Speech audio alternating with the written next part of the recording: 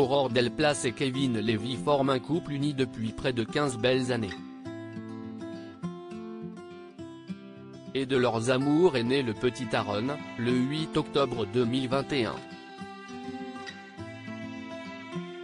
Mais avant de réaliser ce rêve, l'actrice d'Un si grand soleil, France 2, et celui de Demain nous appartient, TF1, ont connu des épreuves.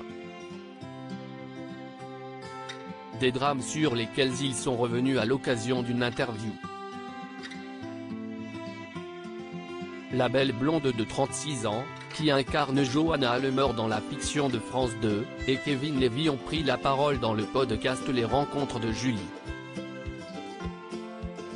L'occasion de faire savoir qu'ils sont assez complémentaires sur de nombreux domaines comme l'organisation chez eux ou l'éducation de leur fils. Un enfant qu'ils l'ont ardemment désiré.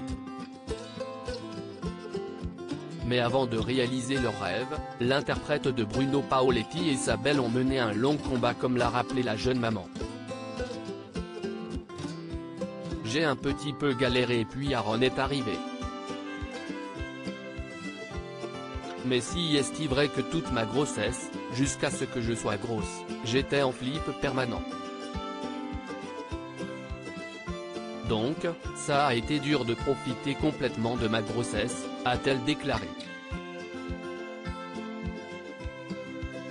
Et son compagnon d'ajouter, ça a été compliqué. Je pense qu'il y a tellement de femmes qui passent par là.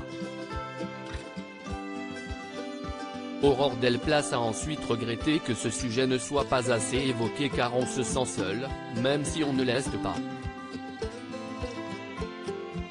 J'aurais voulu entendre des témoignages de femmes pour savoir comment surmonter ça. Même une fausse couche à quelques semaines, on a beau dire, mais parfois on se projette, on a ce truc en nous a précisé l'ancienne candidate de The Voice, saison 2, en 2013. Et de rappeler que ce sont de vraies épreuves.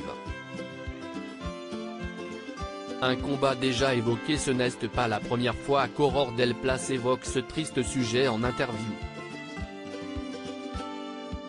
En mars 2021, elle révélait qu'elle avait été victime d'une fausse couche auprès de Télé 7 jours, au moment d'évoquer celle de son personnage.